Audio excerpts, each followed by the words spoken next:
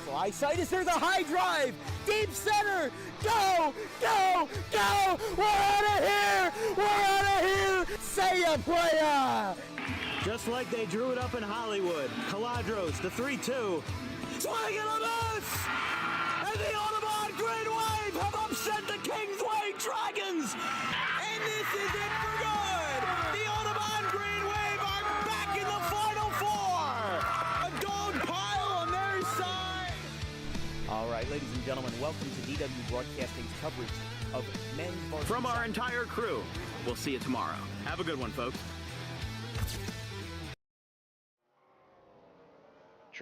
Traditions of speed run through these Irish hills only a few times a year, and tonight they erupt in a chorus of horsepower once more. Welcome to Dan Wilkins Broadcasting's presentation of Score Season 8 here at the Michigan International Speedway. My name is Alex Mellon, taking a bit of a backseat this week as your color commentator, but fret not, folks. Tonight we have the one, the only, making a guest appearance once again. It is Dan Wilkins himself, calling the action as our play-by-play guy tonight. How you doing, Dan? You know, is it really much of a guest appearance if I run the show? But That's a fair point. yeah, no, I mean, look, Michigan is one of our best tracks. It's something that we've run 7 times across this league's history, and we're in season 8, and you can kind of make that math yourself. Is that it's one of 4 tracks in the league's history to make 7 or more appearances: Daytona, Talladega, Watkins Glen, and Michigan. This is a fan favorite, always brings out the best in these guys, and I'm excited to see what they can do tonight. Absolutely. Hopefully it'll be a crowd pleaser for all you folks at home. Let's run through our fast facts presented by Harper's Driving School quickly. We have 80 laps up here for tonight. Pit road speed is 55 miles an hour. So coming off the steep high banks off of turn 3 and 4, you're definitely going to need to woe down the car to get down to pit road speed. Going through both sets of corners, it definitely gets tighter in the center, as I found out using our score testing car earlier in this event. But certainly going to be a challenge for these drivers to navigate. Even though it's a very fast track, it's a bit of an older, worn-out version of Michigan. So most certainly it is going to be a challenge for everybody to keep their car in one piece and just keep it straight and hold that draft if they're able to down the straightaways, kind of pulling off the little snake maneuver we see every now and again. In the 7 seasons that we have raced here, we have raced all but season 3 here at Michigan, as Dan mentioned before. Some of our winners include Dan himself in the inaugural running. Phil Parker, Thomas Troxel is the only 2-time winner of this event, and 2 drivers in the field tonight looking to add to their total wins, that being Jonathan Salos and last week's winner, Flandre Wilson. So we have a lot of competitors, 18 of them, in fact, for tonight. So excited to see how they do. Yeah, Flandre won last week from the pole, so a very impressive performance from the 99, who hasn't necessarily had the luck to start off this season, but it's been getting a lot better with the win last week. Our points leader still remains Kirsten Bell, who has had a very strong start to the season, almost points above second place, or at least very close. I don't think the booth can correct me if I'm wrong. 49 But points. certainly holding on to a comfortable lead going into this event over second place Jonathan Salos, your 2 dominant cars thus far this season. But one of the guys we haven't really talked about too much, who's put on a quietly consistent season, driving his number 9 Lucas Oil Chevrolet, is 2-time champion of Score, Phil Parker. Let's see if we're able to dial him up here in the booth.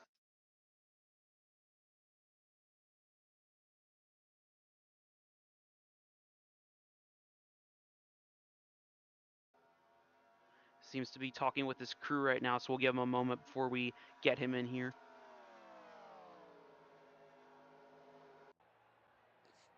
All right, so we're getting ready to go here from Michigan. Thank you to Alex for getting us started here in round 7 of 14 from Brooklyn, Michigan. It is going to be a fun one from start to finish in our 7th edition here at Michigan. Alex, let's get started with row 1. It's Kirsten Bell and Jonathan Salos, the number 1 and number 2 cars in this season's points. They are up front, and they are at 1 and 2.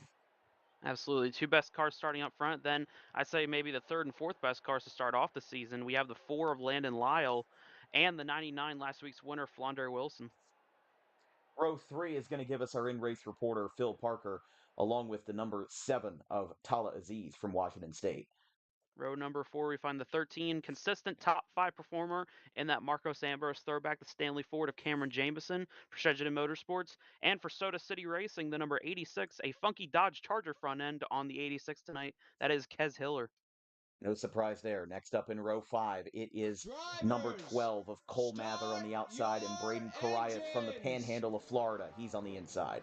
Yeah, Koryath with a very funky dog paint scheme this week. Row number 6, we find the 19 and the Dale Earnhardt throwback once more is Jelani Howe. And to the outside, Cam Smith making his first start of the season.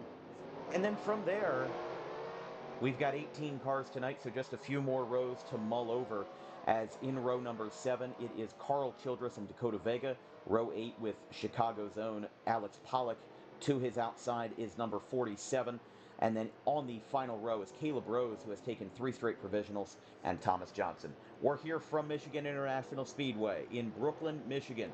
It is a beautiful Wednesday evening as the 2 points leaders and the 2 most dominant cars this year look to duke it out from the 2-mile Superspeedway that Score has called home for so many years. They look to take the green flag as the Pontiac goes down into the pit lane, and we are green from Michigan.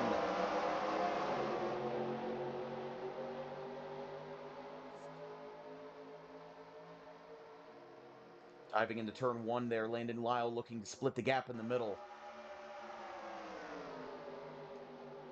Bell on the inside of Salos, still side by side. Remember, a multi-car crash on the first lap would result in we a have forgiven trouble. restart, and they're both around, both leaders around. That's just going to be one car, and that will keep the race green. Another huge heartbreaker for the 2 guys that have just dominant this entire season. Bell sliding hard into the inside wall. Salos able to keep it going, but he loses all his momentum. Back to the start-finish line. Flandre Wilson does take the caution as your leader. They threw the yellow flag. Hold on the here. race official saw something we didn't. A little too dangerous down there on the apron was Bell almost got up in the air, I saw. There was some sort of miscommunication or something because the 29 only spun around. The 70 was able to keep it straight. So I don't know why the caution was thrown there, but we'll let it roll. So He's Wilson, a late entrant, came out from the garage. The 66 of Daniel Rodriguez had some problems on the grid getting that car fired, but now he has rejoined the field, still on the lead lap, it appears. yeah, that was a bit odd, 29 of Bell just gets loose off of turn 2, and of course with Bell being in that high side, that was just not an easy pill to swallow right there, and something that seems to happen on the first lap here sometimes. People just get a little too riled up and ended up creating some problems there. However, that does shake up the field for everybody else, because if you are the 17 other competitors not named Kirsten Bell, you like to see that right now. You like the fact that she just wrecked, and now that gives you an opportunity to dig into that 49-point lead that she has over the 70 of Salos. Absolutely. It's a big gap to overcome if the 29 were to be running consistently the entire race. However, it's going to put her in an early hole. She comes down the pit lane this time by the only car to come down. Actually, no, one of 3 cars to come down the pit lane is our in-race reporter of Phil Parker, as well as the 70 and 29 who made contact down the backstretch. 29 making more severe repairs to that machine. It's going to be Parker first off the pit lane, followed by Salos still operating on that vehicle with the 29 just in front. Both those crews certainly got to be going back and forth. It seems like those 2 were just going for the same piece of real estate, so certainly their crew chiefs aren't going to be terribly happy with one another. Some of our admins who are taking the night off are disagreeing with the adminning decisions. If they want to weigh in, then they can feel free to do so. We're gonna take a quick break, so we'll be right back after this here on lap 2 from Michigan.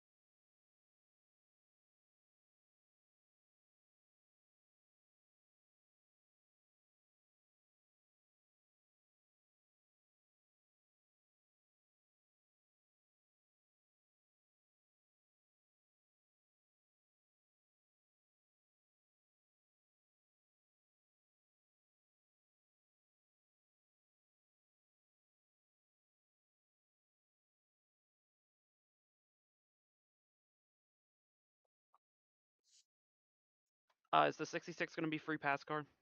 Mm-hmm. Okay, I just want to make sure he gets his lap back at the green or whatever.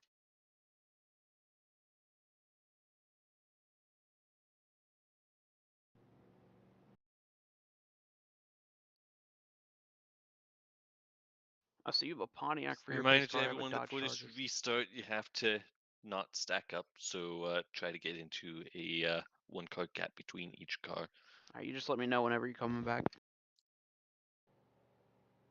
All right, sorry about that, folks. Had to switch up some stuff on the air and kind of on the fly there. But one lap to green, a little bit of a officiating, I guess you could say, faux pas there. As So what about Lucky Dog? They are trying to It figure will be out. gotten on the restart. We are not able to give a lap while under caution, and other things were being discussed during this, so it'll be done after the caution ends.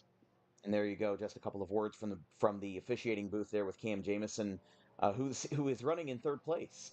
He basically just said, and I had to go off the air to talk to their guys because we didn't know what was happening. So that's how it rolled. So they are going to just go with a traditional restart instead of a traditional do-over that is usually done in the league. So now we get to kind of see things from a different perspective here, as on lap 6 of 80, the Scottish soldier herself, Flandre Wilson, takes the green flag. Landon Lyle right behind. You're really stacked up in the back coming to the green flag, but they were able to sort themselves further back. And that wreck from lap 1 involving the 2 points leaders, Salos and Bell. Bell expressing her frustration with the race official, Phil Parker, kind of wrecking down the back straightaway, doing the all 86. things tonight. The 86 is around. 88 of Carl Childress, as well as the 12 of Cole That's Mather. one They're car. plowing in there. Hard crash. Never mind, more than one car. Throw the yellow. The 9 of Phil Parker, our in-race reporter, Cole Mather, gets it righted. We see the 47 rolling through very slowly. The 88 of Carl Childress had a huge hit, as well as there's the 86, the 81 of Cam Smith, And a couple 72 is flat Thomas tires, Johnson. Too. Yeah, all of them seem to have flat tires, limping it back to the pits. And that's never easy to get a flat tire off of that grass, especially some of the rain we had this past week. Grass is a little bit tight. Grass is a little bit sticky, but there you go. So back-to-back cautions. And the funny thing is that in this entire discussion, if you will, about race officiating and not getting a redo on the first lap, this is now going to initiate a caution cooldown.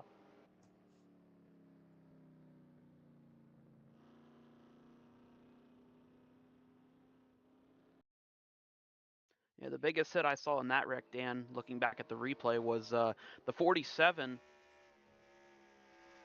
Looks like it. We're going to take a quick look at the replay in just a moment here on DWB.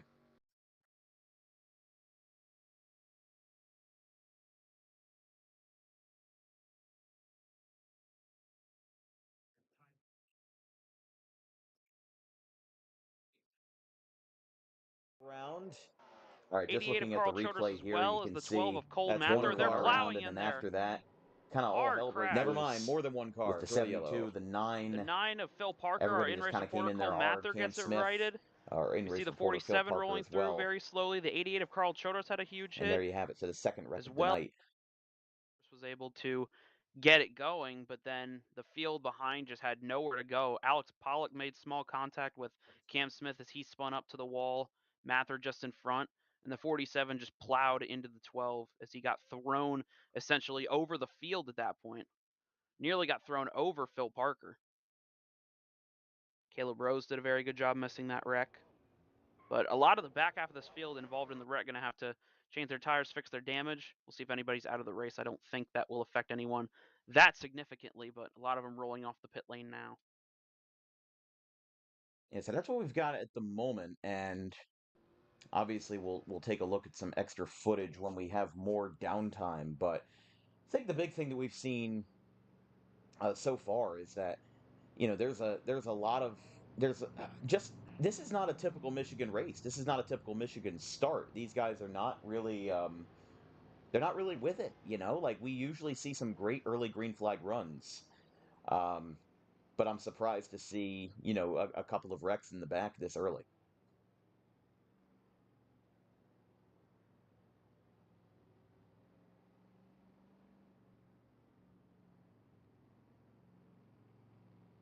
'72 Thomas Johnson was working his way down the pit lane again. He's probably going to drop to the back, taking some more tires on that 72. He's been making every race this season. Hasn't run particularly well, but by consistently showing up in that 72, he's been able to get himself comfortably inside the top 10 points to start off the season. And you know what? For these guys that are, just getting started out, Landon Lyle, he's in second.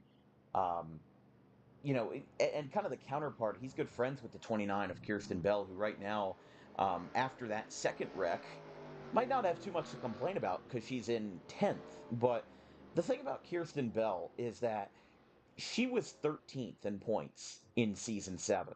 And, well, what did she do? Well, she ran 2 races. 2 others were provisionals, and just straight up 6 of the um, 6 races she didn't run. The last 4 and the first 2. So it's kind of crazy how season 8 and season 7 are so drastically different from each other, just because you look at somebody like Kirsten Bell, the points leader right now by 49 points. A good showing today and a poor performance by Salos could mean that she has a full race gap on the 70. But either way, what's important here is that nobody in the top 5 in points, that's Bell, Salos, Vega, and everybody else in that bracket, Jameson as well, and Wilson. There's your top 5. What's important to note is that none of them in the first 6 races have taken a provisional, and all 5 of them have shown up. Only one driver in the top 10 all of last year did not take any provisionals in the 12 race season, and that was Flandre Wilson, who was last year's winner at Michigan, first time winner, and almost champion last year. So it's kind of an important shift that we're seeing in score this year compared to last, which that story is just, well, how much are people showing up? And we're seeing that tonight. 18 drivers here at Michigan, a similar number last year, but in a season last year where the attendance was down, we're starting to see it start to creep back up a little bit, and it's certainly a positive sign with the attendance here tonight. And we've just seen a lot of guys just not quite having the luck thus far. We only have one DNF so far on the night, and that is the 86 of Kez Hiller. So very unfortunate and short night for that 86 Soda City Racing crew. But He's hopefully, going to also look up there in forward the top to 18 in points as well, so yes. he could be eligible for the All-Star race some point down the line in Atlanta. Let's go over your top 5 real quick before we go back green. It is the 99 of Flandre Wilson in first, Landon Caution Lyle in cooldown second. starts on lap 11 and lasts for 5 laps, so it ends on lap 16. There you Until go, right then, there, Cam Jamison no cautions. in third, Jelani Howell in fourth, Tala Aziz. We've seen sporadic appearances from this year. He's in fifth. Braden Koryoff in sixth. Dakota Vega, his good friend, in seventh. Caleb Rose, the Kentucky Warrior, in eighth.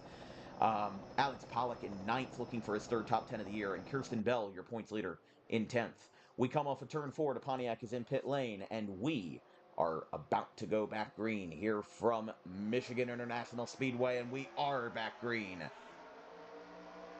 7 car Koryoff immediately in the dumps wall low. there. Yeah, Aziz caught a little bit of the wall coming out of the front stretch.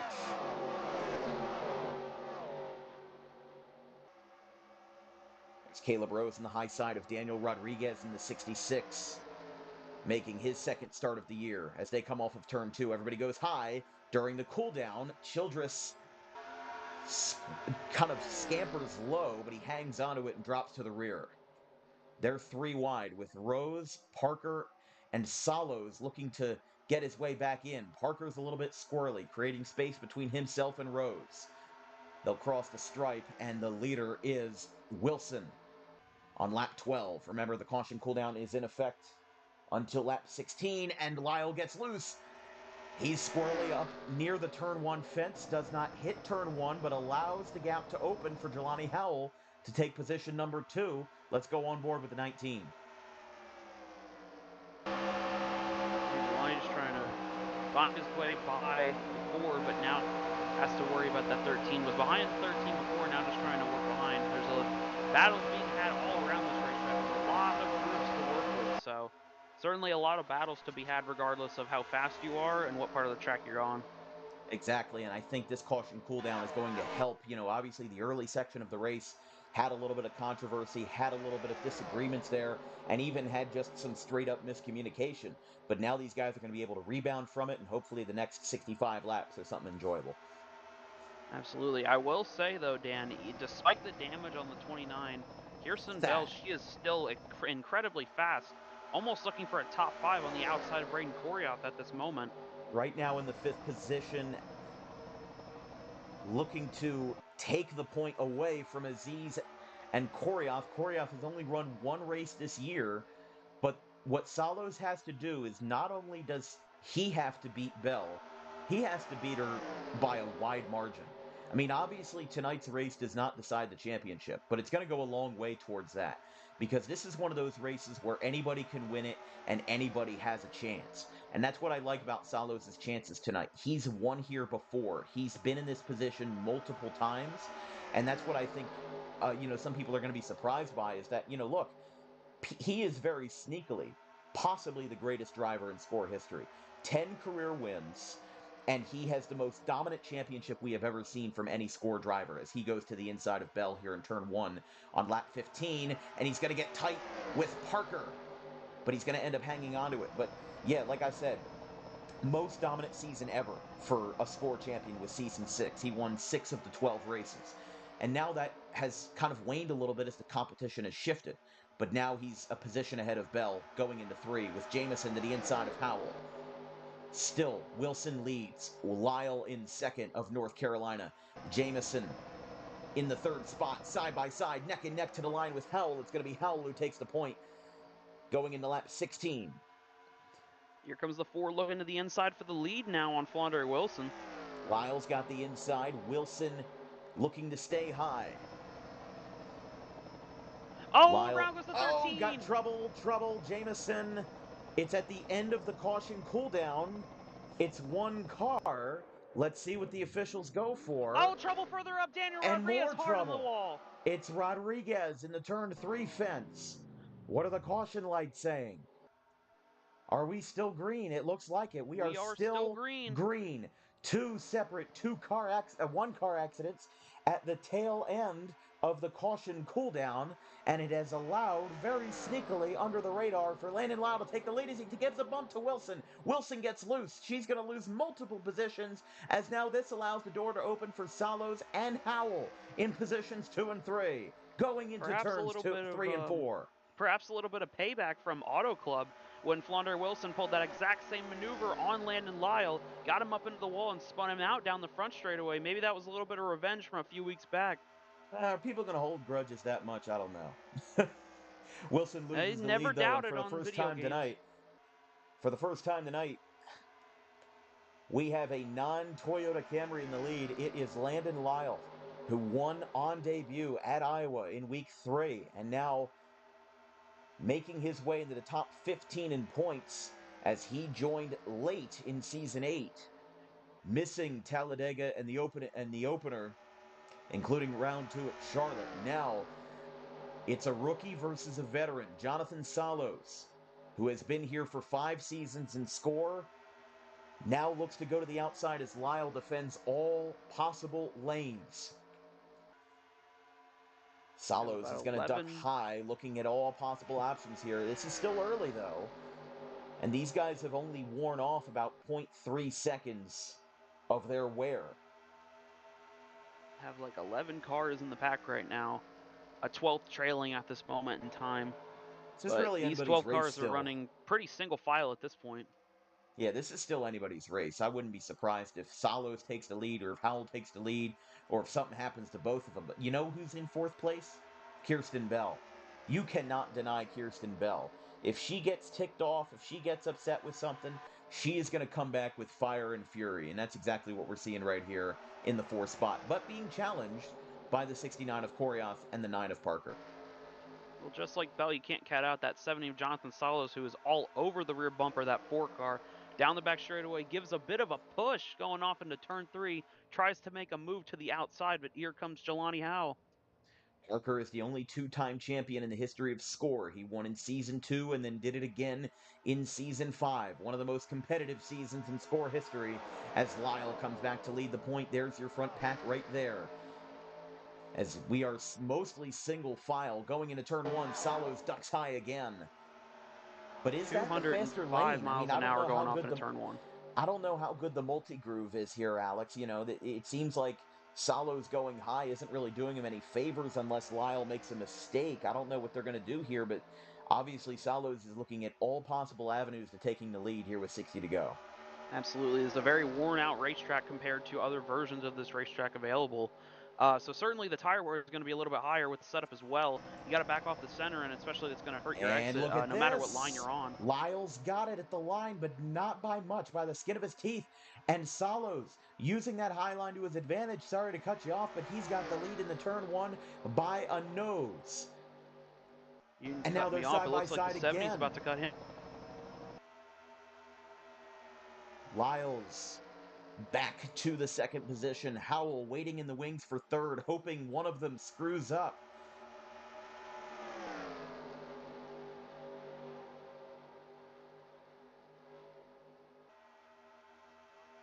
Phil Parker got in the wall right there, battling for the third position. Now he drops back to a battle for fourth with Kirsten Bell.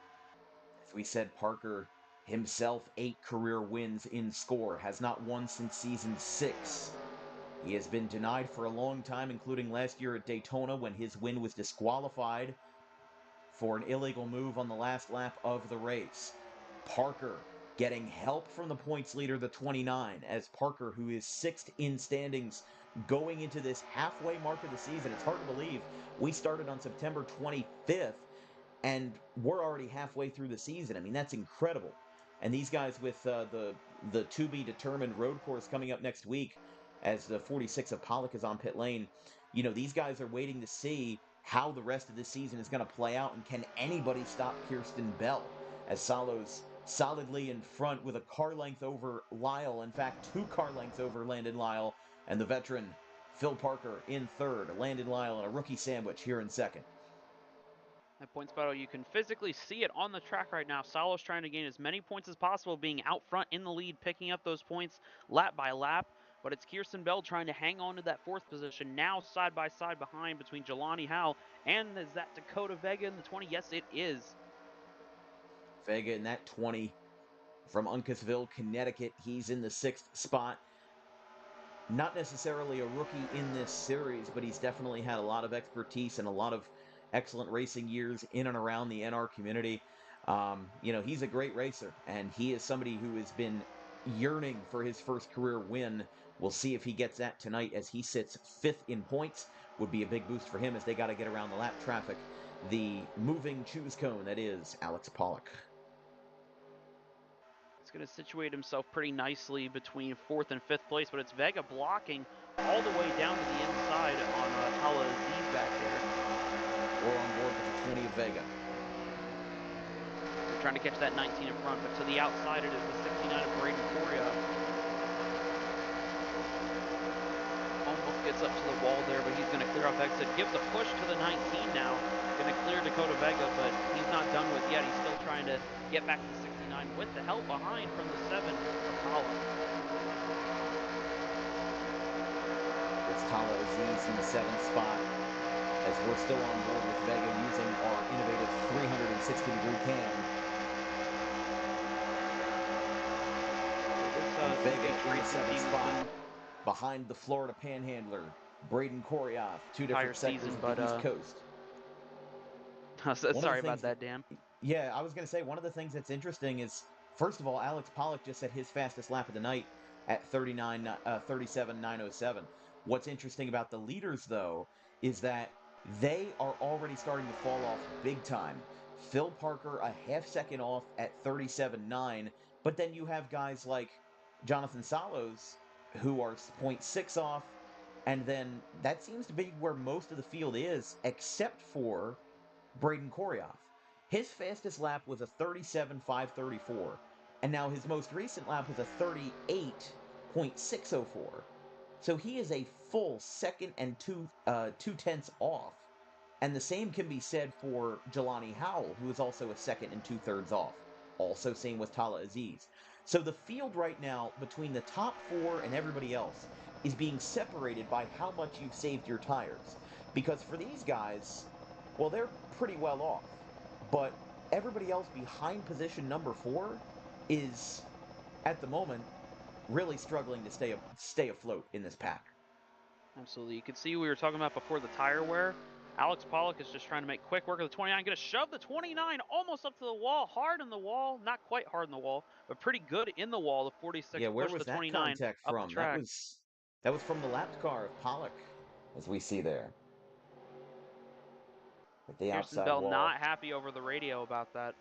I wouldn't be surprised. That's kind of a move that you wouldn't be anticipating as a driver. I mean, Pollock is 3 laps down, making that contact, obviously trying to stay in the loop, and we've seen some of those issues rising up before. So yeah, I'm not frankly surprised by that, but you know what? That's a great sign for Landon Lyle. It's a great sign for Phil Parker, and it's a great sign for Jonathan Salos, because as much as these competitors respect Bell, they want her to drop back. I mean, like we said, Bell has a 49-point lead on everybody else, Salos included. Parker is in 6th, and Landon Lyle, despite missing the first 2 races, guess what? He's going to try to get back in there as well. And we've seen in Season 8, or in Season 7 specifically, that as Bell comes to pit lane, it's not impossible to win a race with win a championship with a couple of provisionals, as we do have some green flag stops here on lap 80. I'm sorry, lap 30. My vernacular is all over. My vernacular is all over the place tonight. We saw Braden Koryath and another car with him. That's Caleb Rose in the 59, pit about 2 laps ago. Then we saw Jelani Howell, Dakota Vega, and the mid-pack come in that last time by. This time by, we saw the 29 of Kirsten Bell, as well as the Well, hold on here. 4 of Landon Lyle. The 7 is coasting. I don't know if he's out of gas. I think the 7's out of fuel. He's rolling at about 20 miles an hour right now down the pit lane near turn Cameron 1. Jamison further He's back, turning also into on his the green. pit stall. Let's see where this goes here. He just stopped in his stall, and he will get 4 tires. I think he was out of gas. Jamison's coming in as well. Thomas Johnson from North Carolina. The 47. He's going up there as well. And this now means with Lyle pitting that Salos and Parker are alone, but Pollock is holding his own 3 laps down with Parker. But I'm sure Parker's not... I mean, if you just saw what happened in turn 3 there, I know Parker was going high a little bit, but if you're Phil Parker, you got to be a little uneasy around the 46, just because that's a situation where he's 3 laps down, and, you know, like, why do I have to worry about you? You have to be the one to defer and have to move out of the way. I don't want to have to be rear view mirror driving for somebody that's way off the pace and 3 laps down. So we'll see how that unfolds. Salos is in the lead. Jamison's coming off the pit lane. He will just miss remaining on the lead lap. However, Salos and Parker are yet to pit, along with... Actually, I don't even know who hasn't pitted yet. Maybe, it looks like Flandre just set their fastest lap of the night at a 37.459. Here comes the leaders to the pit lane. And you just said it, Alex. Salos and Parker are in. This will give the lead, it appears, to Landon Lyle, the 4. No, this will give the lead to Cam... Oh, no, Cam Smith already hit the pit lane that last lap by. We didn't even notice that from the booth. Well, I was going to say, I mentioned it, but he came out just behind Salos and Parker, so I believe that at the moment the way the scoring is showing is that it's going to be, actually it might be the 81 of Cam Smith. He had just hit pit road the last lap, so I think he's cycling through. Yeah, I'm sorry, no, the scoring, this is, I mean, for just to break the fourth wall for a minute, this is a game from 2003. We don't have instant scoring updates. There's no scoring loops around the track. There's one, and it's at the start-finish line. So it's still scoring Salos and Parker in the lead. As we've got contact, Johnson is around in turn 2. Alex Pollock gets into Thomas Johnson. I caught that right there and right then as Johnson takes a lick into the outside wall as Parker squeezes with Thomas Johnson as Caleb Rose has to thread the needle. What an unusual green flag cycle this is.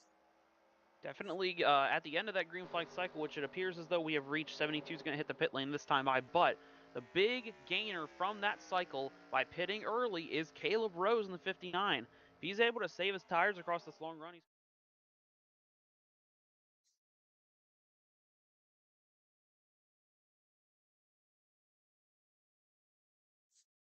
The 66 is around on the backstretch. What happened there? Let's take a look real quick. Did he just take himself out? No, it was contact with the 88. He got into the back of the 88. Childress was able to save it. And looks like Rodriguez went around. He remains in the 15th position. So right now, Salos is not the leader, but instead it is North Carolina's own Landon Lyle. As my broadcast just messed up and it sent me to break. There we go. Had a bit of a technical issue there. We're back on lap 36 of 80. Landon Lyle leads over Jonathan Salos. Caleb Rose, shockingly, is in the 3rd position. He's taken 3 provisionals this year.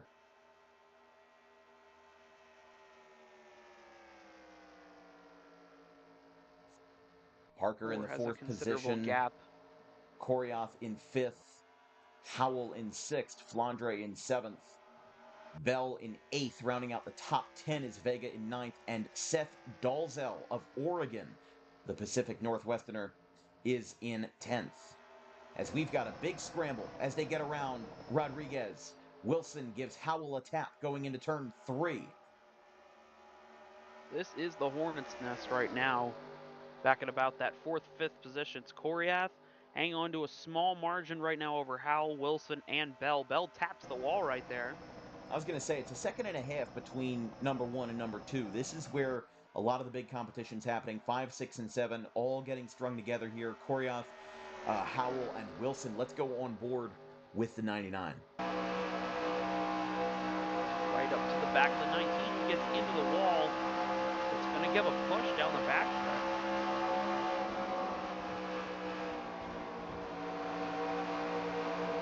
Shoots it off down there. Going to let Bell have a line a little bit lower through the corner.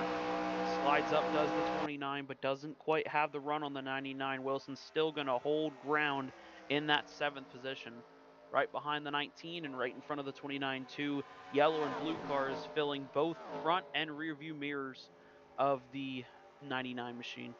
I mean, it's just crazy at this point. You know, these guys were hitting 206 entering turn number 1, and we've been out of the green flag cycle for about 5 laps now.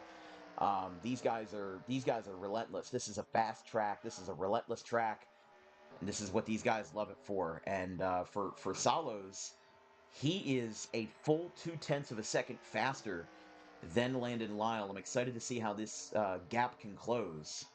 I was about to say, don't look now, but the 70 was catching, and even further behind them, just a little bit behind, we have the 9 of Parker on slightly fresher tires compared to the 59 of Rose, trying to pass. Now he looks to the outside, doesn't quite have a run there, but back up to the lead. We've got contact on the back bumper. It is Salos. We've got contact on the back bumper. Salos loses a little bit going into 3. Rose and Parker still tandeming in turn 3. Now Salos going to the inside as they go back to the start-finish line. It'll be down to the wire at the halfway point. It is Landon Lyle who leads, but Jonathan Salos is right there with him.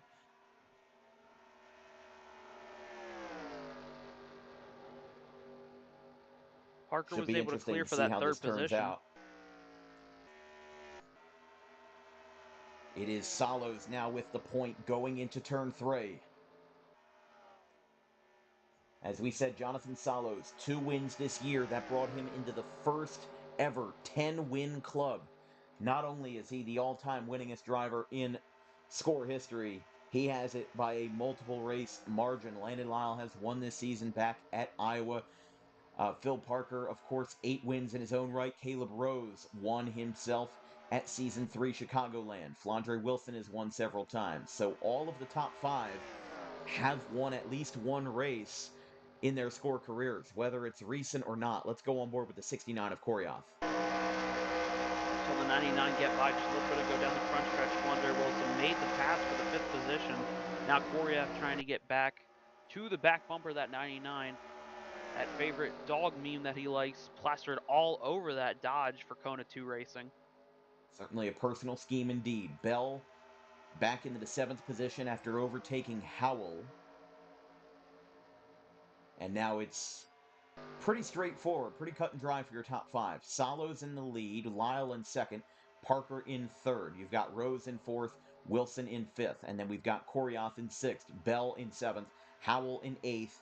It is Cam Smith making his debut in 9th, and then actually passing him to the outside for a moment there was Dakota Vega. He's getting held up a little bit by lap traffic in Daniel Rodriguez, and then in 10th is Seth Dalzell in the number 47 making his debut. For score here in Season 8. So an exciting race so far. It has certainly calmed down since the early race drama. And we'll go side by side here on Dan Wilkins Broadcasting with our sponsors getting their first spotlight of the night. We'll be right back. Garden State Pet Center is an independently owned full-service pet store. Our specialty is promoting companionship between people and animals by providing the healthiest product choices available, including all-natural foods, supplements that support and relieve health issues, and innovative products for pet parents. Our goal is to provide our customers with a relaxing environment, and while we're not striving to be the biggest store on the East Coast, we're striving to be the best. No other pet store will make you feel at home like we do. At Garden State Pet Center, we view pets as members of the family. We don't believe in fast, high-pressure sales, but instead matching up the right pet with the right owners, as you are making a lifelong commitment. Together with our team members, we would like your visit to our store to be both enjoyable and educational. Simply drop in and take a look around. View the birds, reptiles, small animals, toys, food, cages, and miscellaneous items. Learn of the services we have to offer and decide for yourself if this is the store you'd like to call your home away from home. Victor Santucci, owner of Garden State Pet Center. Visit us today at 226 South Whitehorse Pike in Audubon, New Jersey. We're open 7 days a week for all of your pets' needs.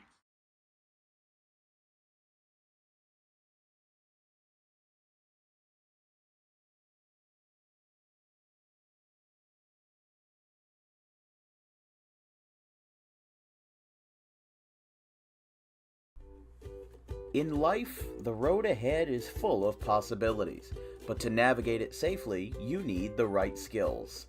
Harper Driving School is the premier driving school serving Gloucester, Salem, and Camden counties. With experienced instructors, many of whom are teachers in local schools, we are dedicated to your success and will help you master the road with confidence. With an over 95% success rate of students passing their road test on their first try, you know your student will be in good hands while embarking on a huge step of their young adult lives, all while avoiding the lines at the DMV and getting insurance discounts. We chose Harper, and so should you.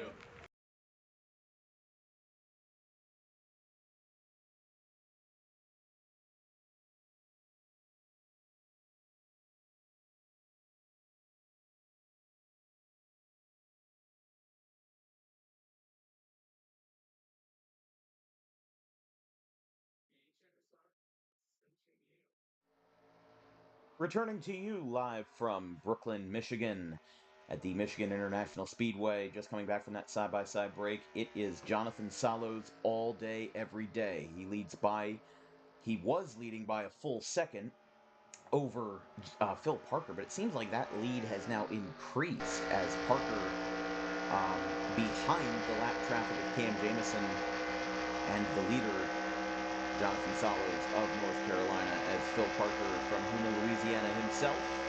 Here on the BWB 360-degree cam, we'll see behind him who he's got in tow. It's the 4 of Landon Lyle and the 59 of Caleb Rose, the vet, making his 4th appearance of the season, and the somewhat controversial winner from Season 3, Chicagoland.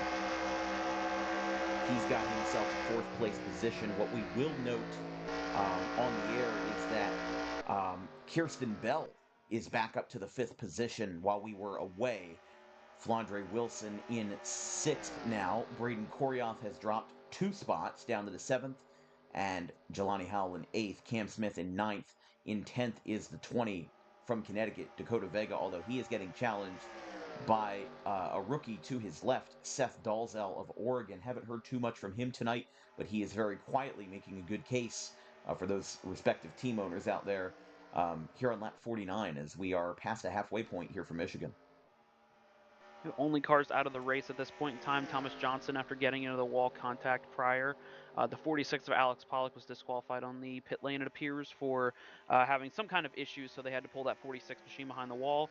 Another tough break for the 46, who has not had a season go his way, as well as the 12 and 86, who we mentioned were involved in that big crash earlier in the race, so they fell out almost immediately. They're going to round out the field in 18th and 19th. I mean, there's a 18-car field here, so it shouldn't be too surprising that, something was going to give at some point. And these drivers right now, obviously Jonathan Salos might be asking his crew, hey, where's the 29? Because like we said, we still have 7 races left in this season. Nobody's going to pretend right now that this is going to be the be-all, end-all of the season. But you still have the Willow Springs, you've got Darlington, Watkins Glen, and then your 4 ovals to close out the season at the New Year. You have Dover on New Year's Day, and then you have Pocono, Daytona, and Homestead. So you have 2 road courses left, something that Salos excels in, and you have a very technical track in Darlington and a very technical track in Pocono. Then you've got the just throw it in the air and hope it sticks in Daytona, and of course Homestead as well, which is kind of anybody's game. So if you're Jonathan Salos right now, just when you're in your office, you're looking at that season 8 schedule and you're looking at the second half and thinking, yeah, I can do this. If Kirsten Bell, who right now, like we said, is in the 5th position, right now 9 seconds behind Salos. It doesn't matter whether she is 9 seconds behind Salos or 0.9 seconds behind Salos, because at the end of the day, she's still in 5th and he's still in 1st. And considering that Bell has not led any laps tonight, that helps Salos a ton. Because not only if Salos wins the race and gets the most points bonus, well, guess what? That's 15 extra points because he gets the pole. I'm sorry, Bell gets the pole, so he can get a maximum of 10 extra points. So a win, most laps led, will give him 74 points. Now, the maximum amount of points you can score in a race is 79. And that would mean that, you would have to win the pole, lead the most laps, and win the race.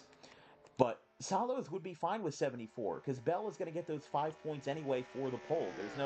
There's nothing that you can do about that. You started on the outside lane, and because of the incident that happened on lap 1, albeit a little bit controversially, you're still leading the race right now. So these guys are trying their best to make sure that Salos stays where he is. Right now he's 1.1 seconds ahead of Phil Parker, which is a very doable distance for Phil. Look, Phil was about a 1/10 of a second behind on that last lap.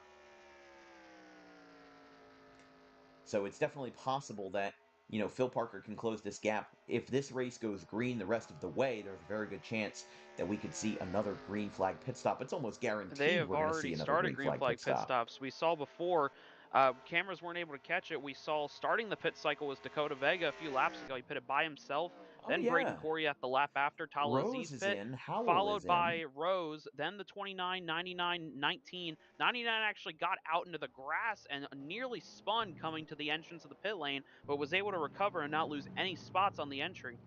That's a good point, Alex. I didn't notice that because Lyle is in, Jameson is in. Leaving the pit lane now is Howell, Wilson, Bell, Rose, and Aziz. So now the eyes will turn to Jonathan Salos to see when he comes in. Like right now, he's 1.1 seconds off of his fastest lap But Phil at a Parker is coming to the pit lane trying 38.582. to undercut our leader.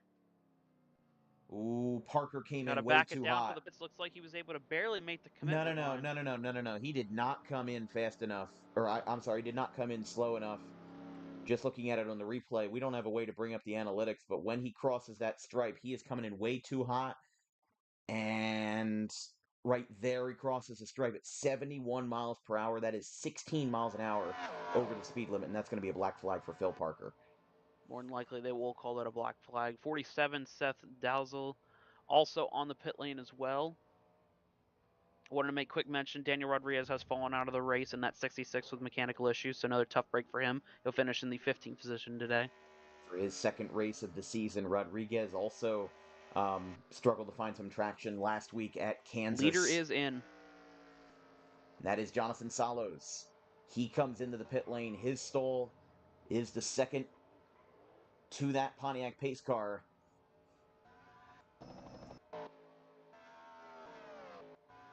Sorry, folks, just had an issue with our camera switcher there. We are on lap 58 of 80. Salos will no longer be in front, and at the moment, with Cam Smith coming in, there's only 4 cars on the lead lap, and this could really spread out the field for these last 23 laps. I'm excited to see how this works out. Alex, you got a pick for how this race is going to file out for the rest of the way? Well, I think the way this is cycling out right now, Salos is working his way off the pit lane. The 9's carrying a lot of speed.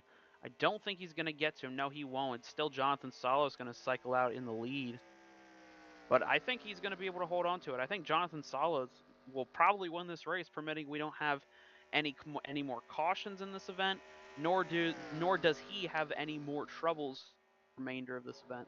I mean, that's the way I see it, is that he just beat Phil Parker on pace alone. You know, he was up by 1.5 seconds when he went to pit lane, and then he exited the pits with a larger lead, and Parker has that 13 of Cam Jamison behind him. So, you know, look, Jonathan Salos is the better car of the two. Salos has more wins as he taps the wall there. There's a lot to be said. There is just a lot to be said right now about, you know, how that is going to work. And with the possibility, I mean, look, those guys pitted with about 25 laps to go. Well, the first green flag cycle started on lap 29, and that was after these guys had been under yellow for the first 8 laps of the race.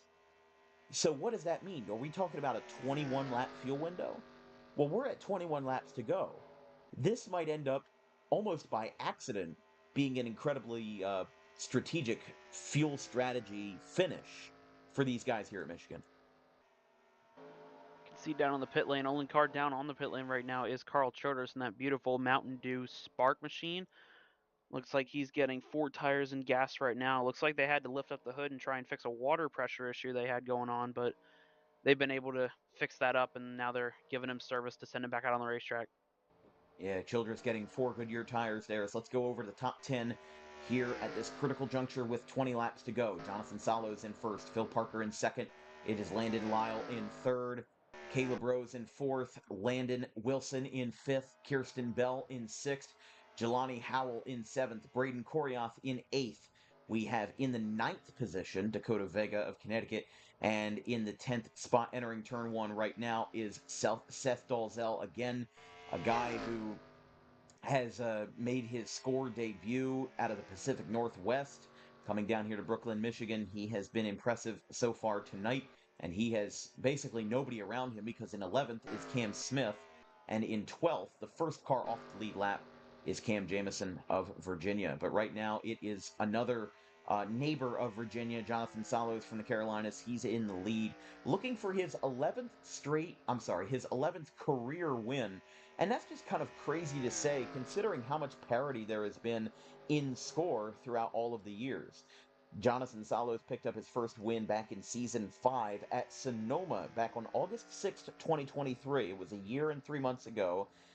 Flandre got the pole, and that was in the historic Season 5, probably my favorite season of Score ever, where there were 12 races and 12 winners. Salos was one of them.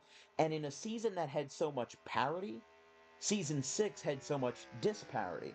Salos won 6 of the 12 races, including on ovals and road courses, his first being at Riverside, his last being in race 10 at Watkins Glen. He won every single road course there was that year at Riverside, Portland, and Watkins Glen. He swept all of those, and he also had the pole for 2 of the 3 road course races as well. I mean, that was just pure, unfiltered dominance. And then in Season 7, he picks it up again with another win, this time at Portland, and he's picked up 2 wins this year at Lime Rock and Fontana. So 11 wins would put him 3 wins over the next guy in line, because right now there was for the longest time a 4-way tie for first place.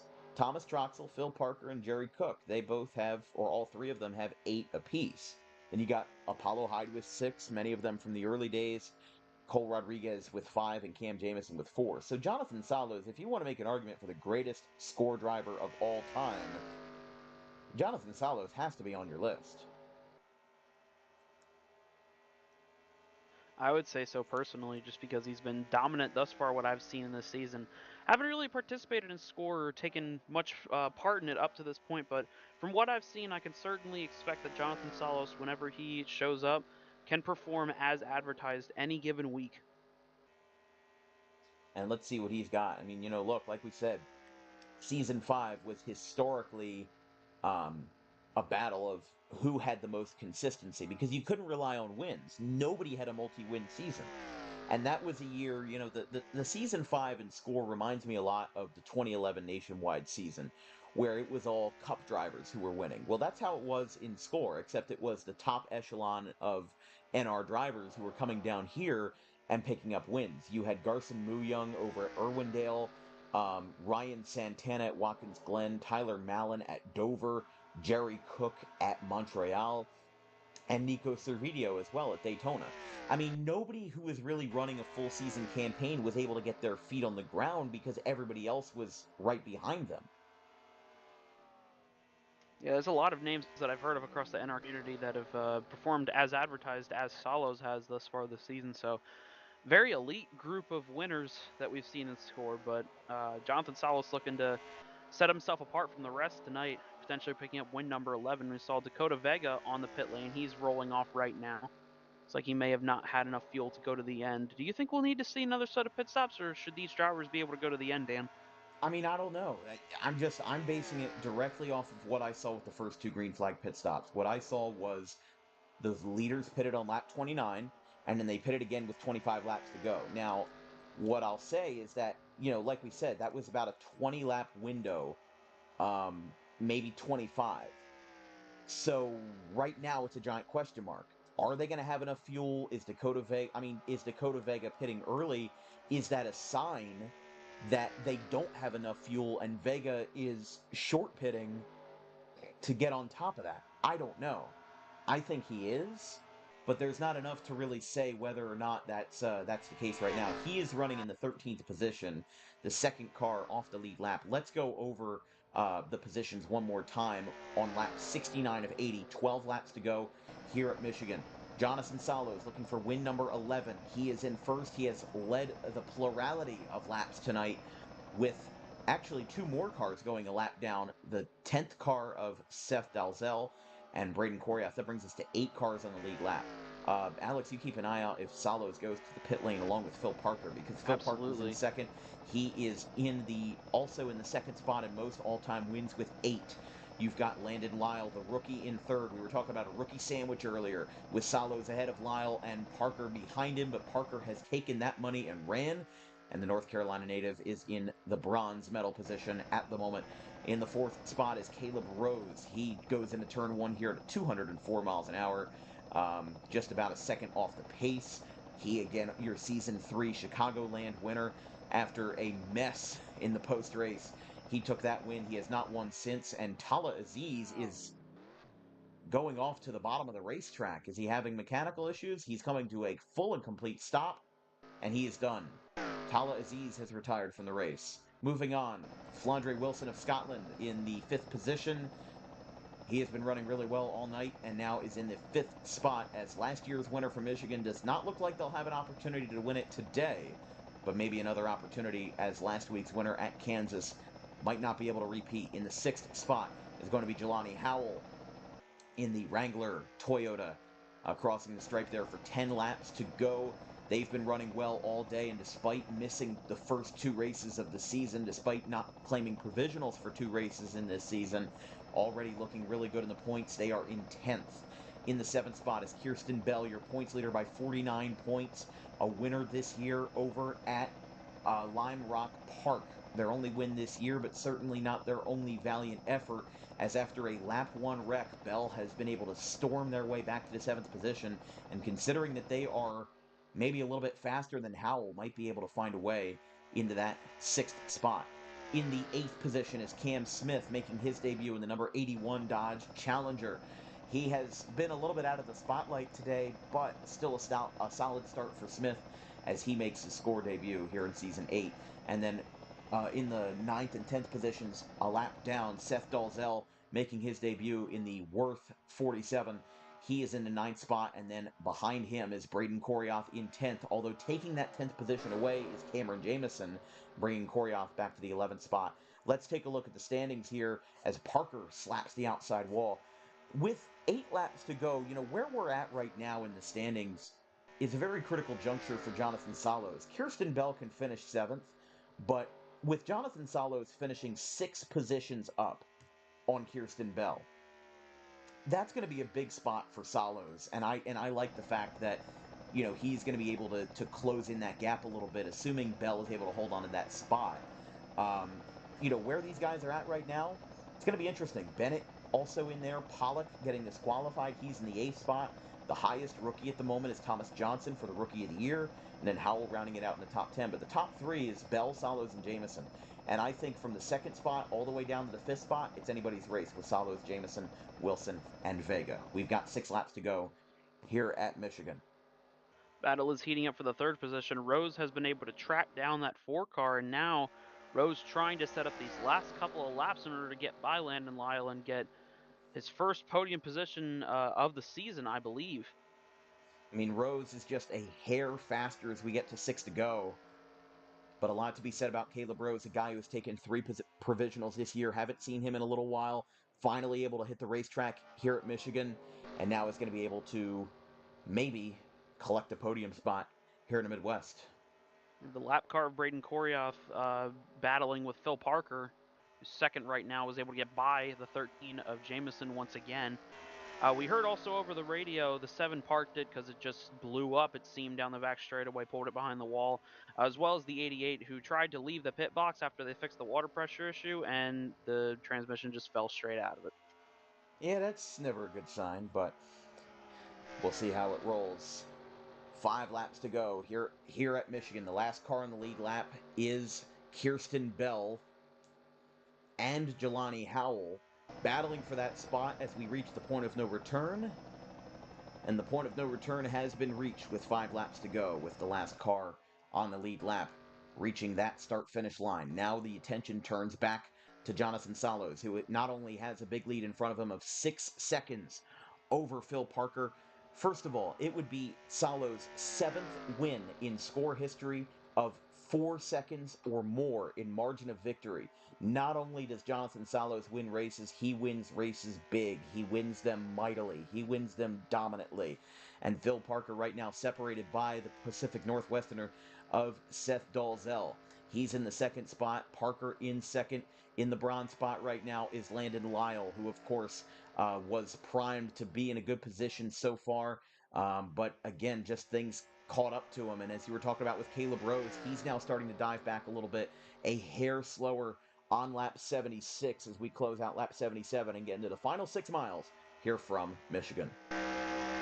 Salos still has a commanding lead coming out of turn number 2. 2 lap cars just in front of the 20 who came down pit road to take 4 tires and gas before. It seemed like he may have just been a little bit short. Everybody else may have gotten enough fuel packed into their machines to make it to the finish, but the 20 just miscalculated. The ZH Racing team did not have the budget for calculators. Hold on. Caleb Rose was just clutching in turn 1. And I can't tell if he's doing it again. Couldn't tell if he was doing it there in turn 3, but that would be very interesting if they are coasting because they don't know if they can make it on fuel. There are 2 laps to go. Jonathan Salos has lap traffic in front of him with Vega in the 12th position, 2 laps down, and Cam Smith, the last car on the lead lap. So Salos is 3 miles away as he nicks the outside wall. Will he be able to make it? Salos himself is coasting in the entrance of turn 3. We are coming to a white flag here at Michigan as Jonathan Salos will look to take home his 11th career victory. Salos will dive into turn 1 for the final time, again easing off of that gas as he's got 2 lapped cars in front of him. He should not have to worry as he is a country mile ahead of Phil Parker and 2 veterans who are atop the all-time wins leaderboard in the simulated competitive online racing experience. That gap just got a little wider as an hour and 2 minutes later, Jonathan Salos takes the green flag run all the way to the checkers Jonathan Salos is a winner at Michigan. Had a photo finish there with the 81, but If you want to call that a photo finish for a lapped car, sure. There's no benefit for Smith to stay on the lead lap there, but Jonathan Salos, give some have yourself entertainment to a the fans day. for sure. There's a couple cars running out of gas. Braden Coryath ran out of gas. He is coasting down the front stretch apron, trying to make it back. He's going So to finish yeah, some outside of the interesting top 10 strategy now. indeed. Like we predicted, some interesting strategy right there. We'll see where Koryoth finishes because he did not. He got a bump from Howell. He might actually lose some spots. He will cross the stripe at around 40 miles an hour, but there you go. How about that for Jonathan Salos, his 11th career win. Now going to be able to, for the second time at Michigan International Speedway, he's going to have time to burn it down. Let's listen in.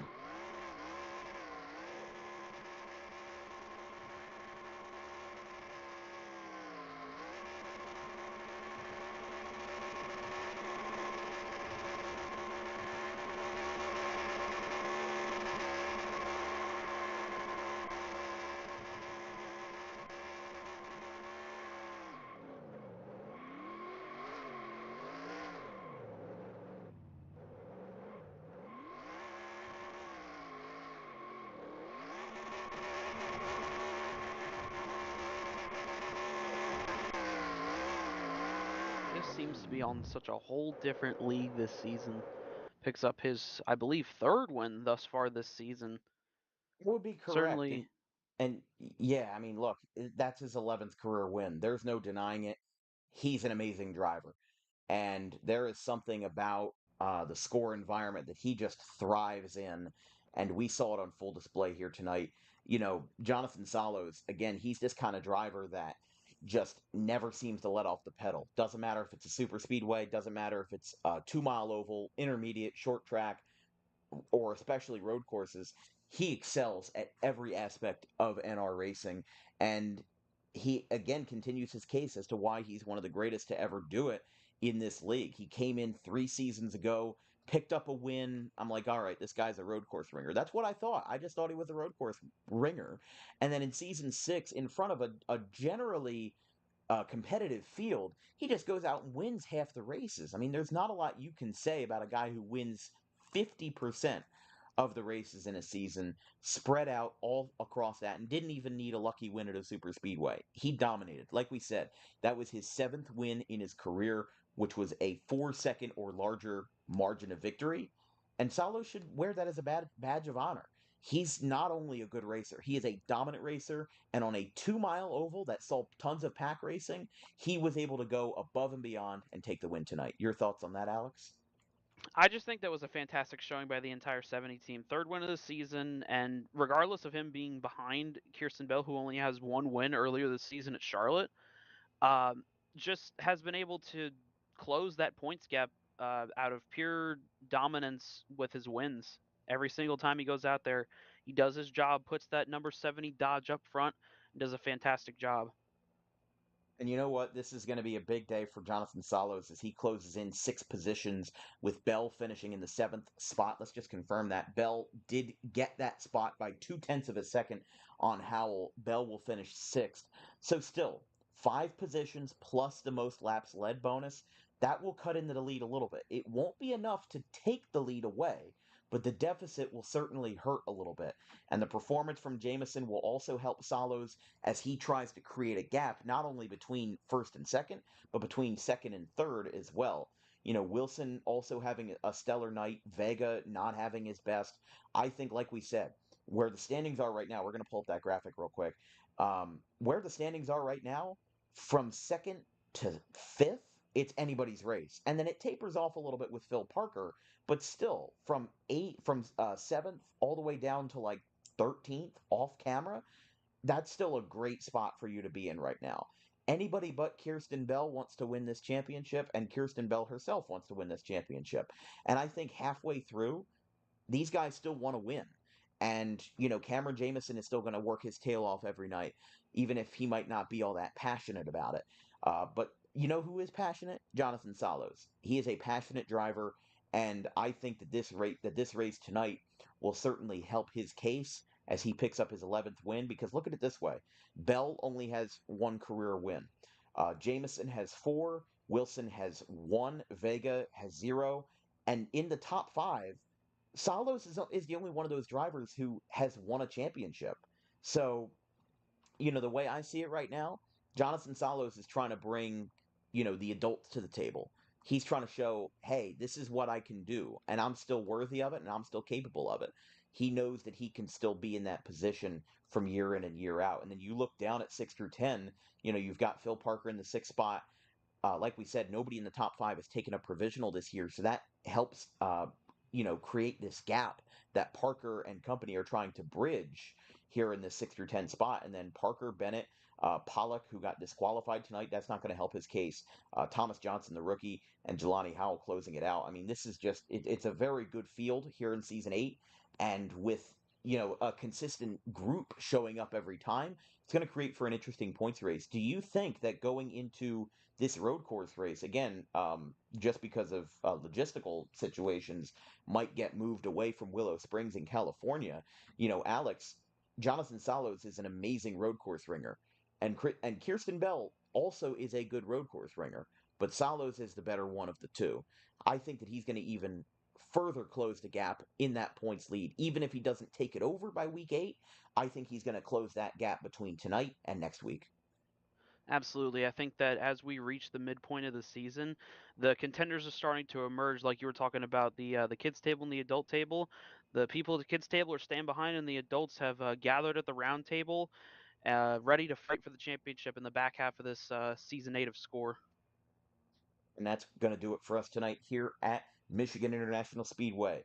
From the virtual world here in Michigan, that'll be all for us tonight. Although tomorrow night we'll be back in action with WJFL football between the Haddon Heights Garnets and the Pittman Panthers. By the way, Alex, best of luck to your Shallot Cougars tomorrow night at Glassboro.